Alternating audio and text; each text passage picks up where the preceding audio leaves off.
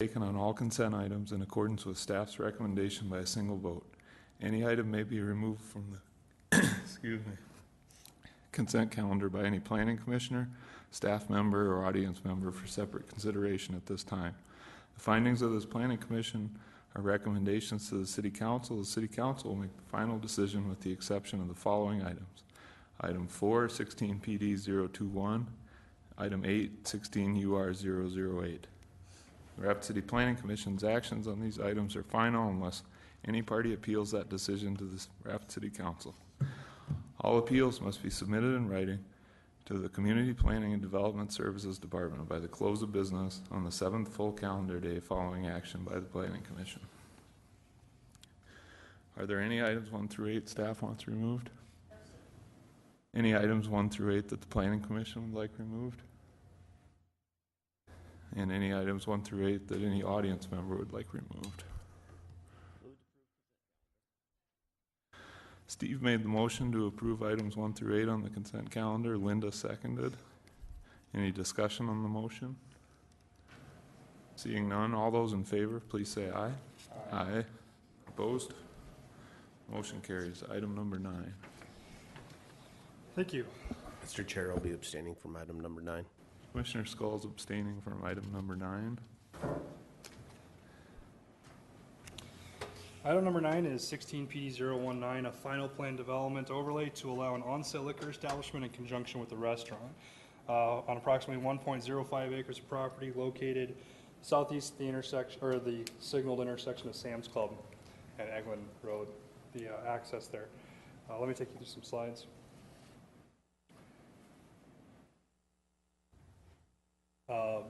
The property is zoned general commercial district, located on the Rushmore Crossing commercial development. Everything's located in the planned development there.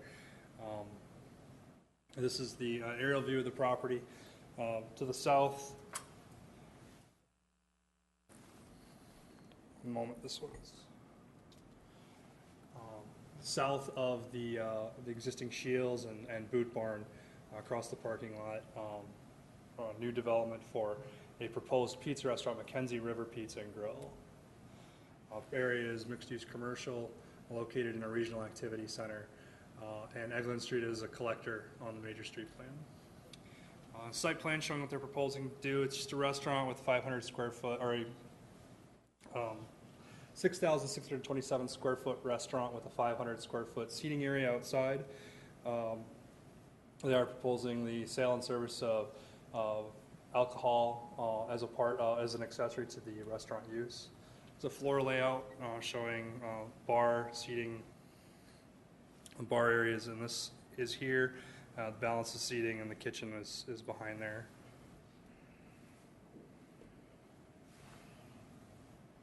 Some elevations of the proposed restaurant.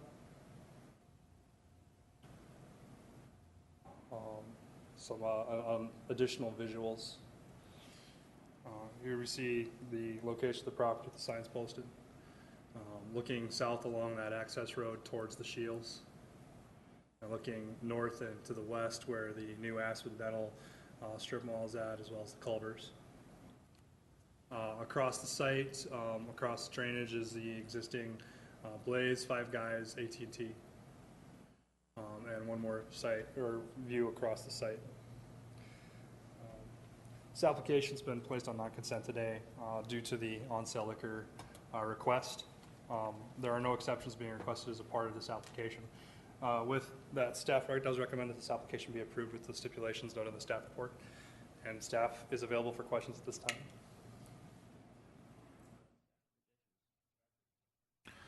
Steve made the motion to approve with the stipulations. Jan seconded.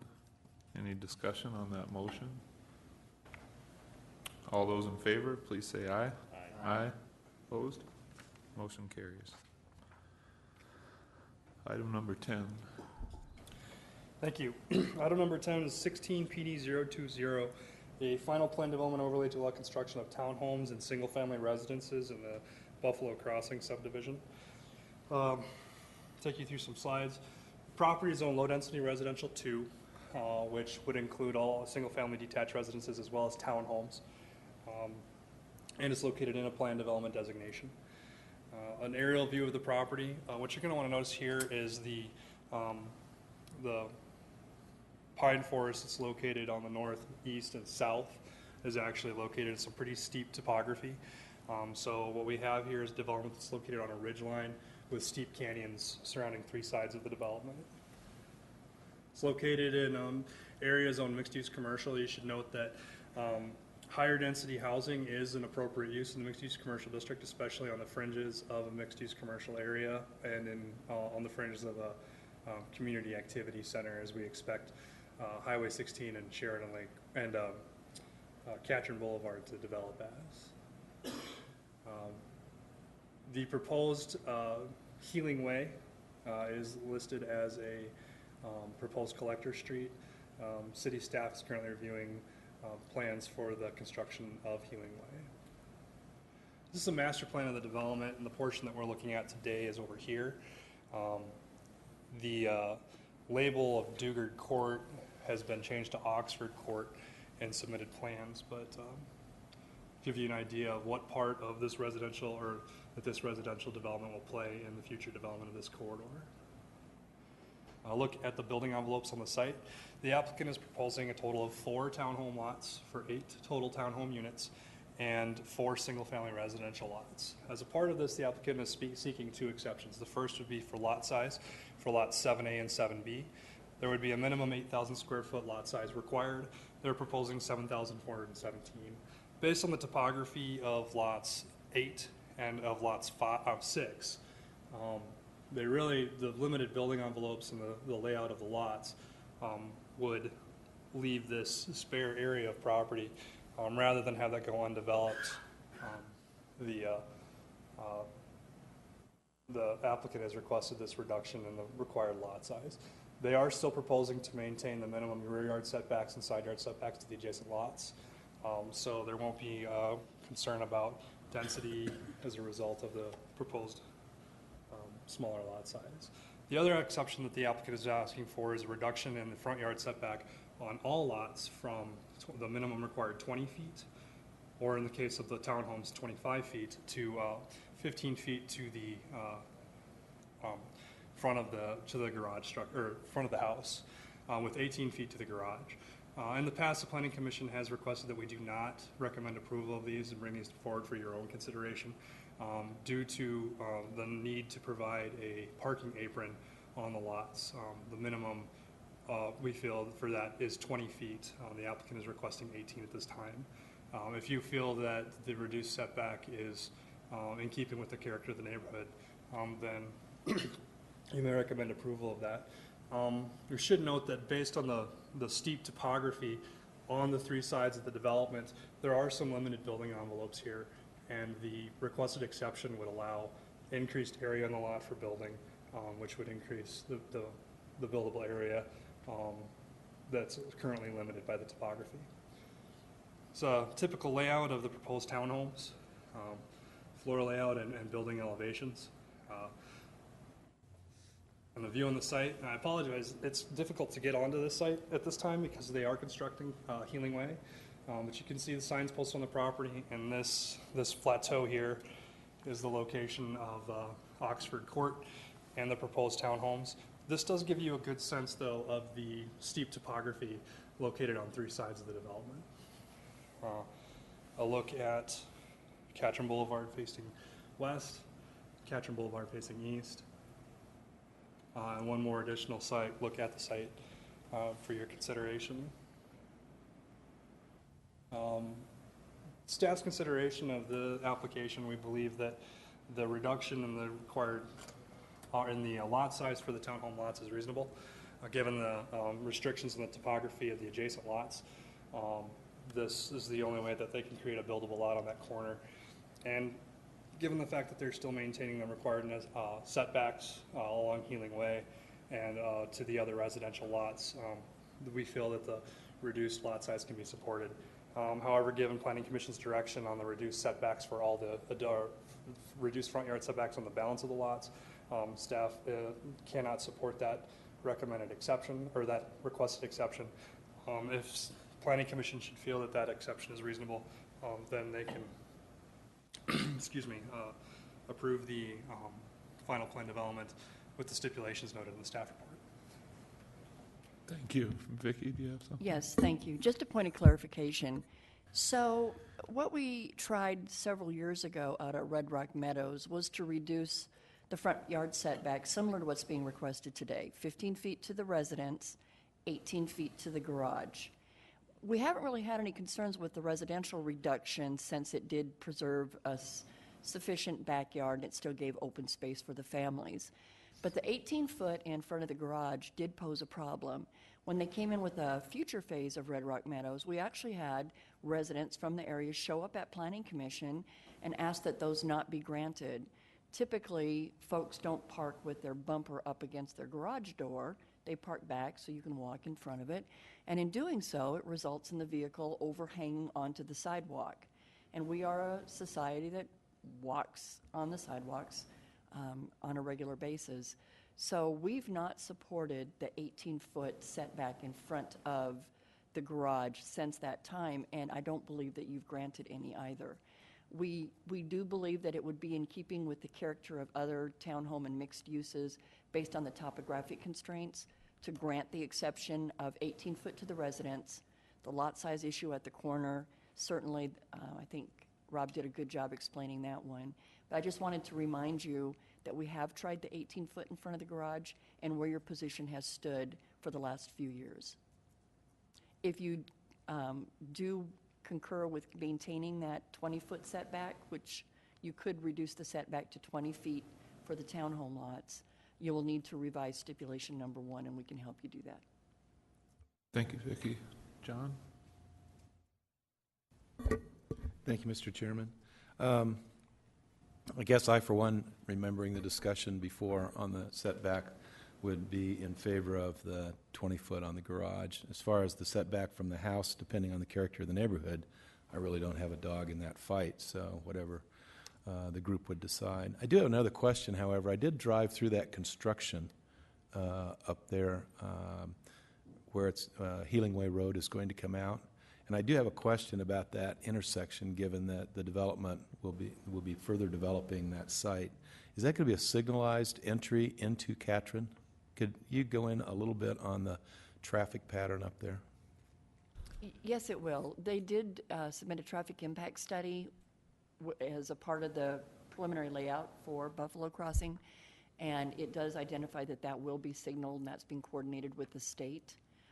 I'm not sure when warrants are met to actually locate the signal. And Ted, I don't know if you have anything more on that than I do.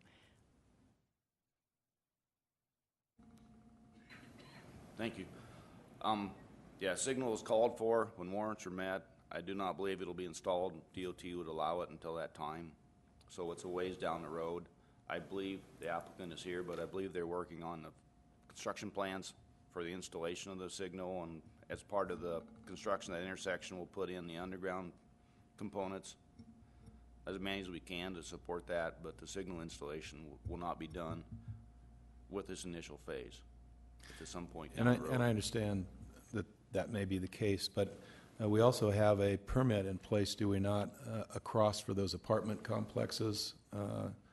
And then we also have entry from the existing neighborhood just around the corner. So I just happened to hit it at rush hour last night, so I probably was a danger to the rush hour traffic as I'm looking at all 3 entry points on that corner, and it's very busy. So I'm just interested that as we go forward with these approvals, that the traffic is being considered up there. It looks like it could jam pretty fast. Mr. Chairman? Those are my only comments. Ted? I guess I could address that just a little bit more. South Dakota DOT is doing a study of that Catron Highway 16 intersection, and actually they're continuing a previous study to determine the final configuration that'll best serve the traffic through the Highway 16 Catron intersection, as well as through Healing Way to Wellington, including the traffic for those apartments, for the initial plan development for those apartments on the north side. That's pretty well mostly coordinated together. The traffic analysis for Buffalo Crossing included the Wellington and apartments traffic counts as well. So there's a coordinated effort to do some fairly substantial increase improvements to that intersection and the approaches to it. So it's a phased, and it will be a phased and staged improvements, but there is plans underway to accommodate that future traffic, and I guess not so much future traffic, but current traffic and the future improvements. Okay, I appreciate that. Thank you. Mr. Chair? Vicki? Just as a point of clarification, not only the apartments that we saw Mr. Letner bring in that Ted referenced on the north side of Catron Boulevard, but we also had a rezone application that came in from Mr. Doyle Estes to rezone a large area to medium-density residential also on the north side. And both of those were approved contingent upon a traffic impact study being submitted when they come forward with the next step of development. And we'll look to see what that traffic engineer says, what additional turn lanes and such might need to be implemented in their plans to ensure that that intersection functions correctly. And the good news is that since Buffalo Crossing has done the initial traffic impact study for this leg of Catron, that's a good starting point for that traffic engineer then to use to incorporate, ensuring that anticipated larger volumes of traffic at that intersection still coordinates well with Catron. Thank you, Vicki. Further discussion on the townhome and single-family lots? So, is staff saying they're okay with the 18-foot setback? Is that what or did I miss? Staff would recommend that the 15-foot to the residence be granted and that it be 20-foot to the garage. Okay.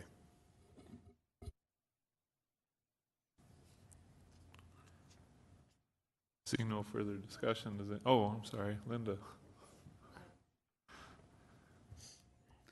I agree with the 20-foot setback for the garage, just because I've been in some of the places where we've allowed the other, and not only do the vehicles cover the sidewalk, but also the hitches on the back of the pit make it that you're practically walking in the street. You're not even left to walk on grass. Thank you, Linda. There be a motion? John? Is on-street parking going to be allowed in this neighborhood? Yes. So there is no HOA, they're just selling the townhome lots and single family? Is that correct? Well, then I guess I would make the motion and look for that 20-foot setback on the garage to amend that stip. I second it. John made the motion to amend stipulation number 1 to a 20-foot setback to the garage with the 15-foot to the house still. Okay. Does that work for your purposes, Vicki? Is that clear? Okay. Any further discussion on that motion? All those in favor, please say aye. Aye. Aye. Opposed? Motion carries.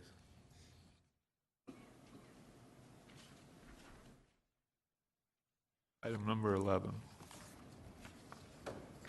Item number 11 is a vacation of a right-of-way request for a portion of East Mead Street. It's west of East St. Joe. Property to the north, general commercial. To the south is medium-density residential district.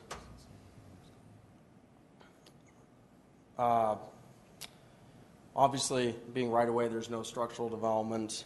There is a public water main located in this section of right-of-way and private utilities, which are located in this section of right-of-way.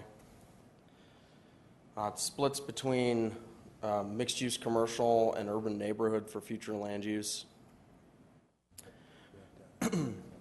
Staff's recommendation on this is to deny the vacation of right-of-way, as East Mead Street right-of-way is in place, although the street is not built, but it provides access point to this residential neighborhood. And we have a community activity center to the northeast, East St. Pat and East St. Joe arterial streets.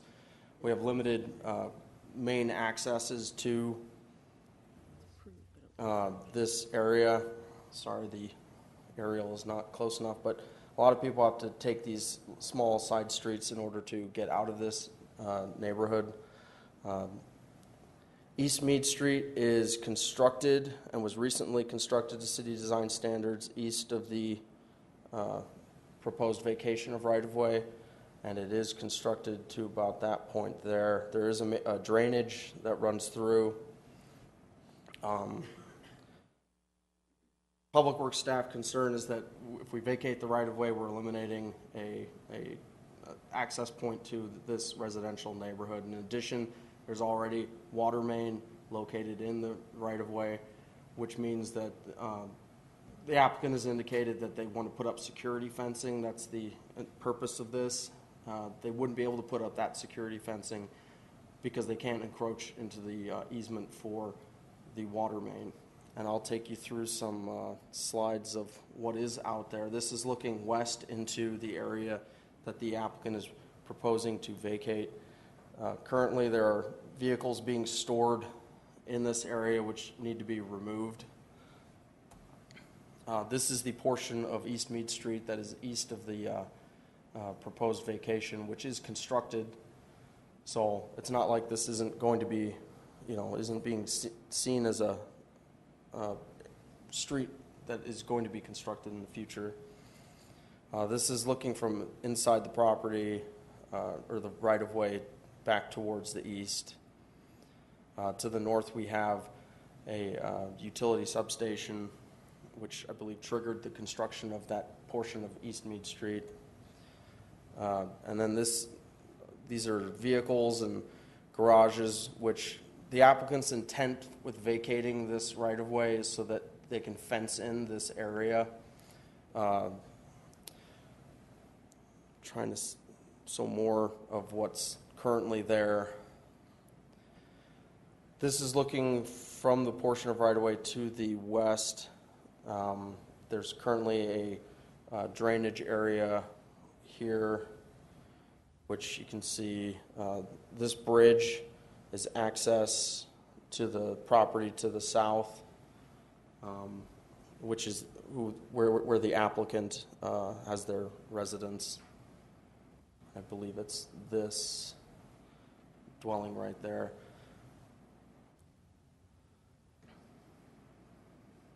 The applicant is not here today to speak to the purpose. However, based on their intended purpose of putting a security fence up there, which wouldn't be allowed, and the fact that East Mead Street already has city water main located within it, as well as private utilities, the staff does not recommend that recommends that the vacation of right-of-way be denied. Thank you, Fletcher. Discussion on this item?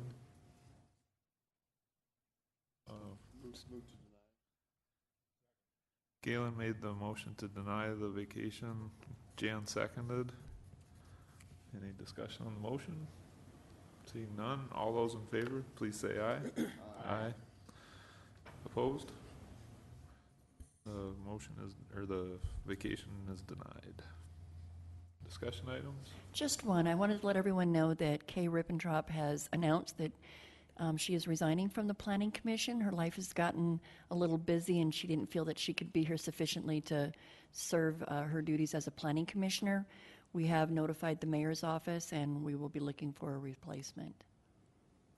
And we thank Kay for all of her service.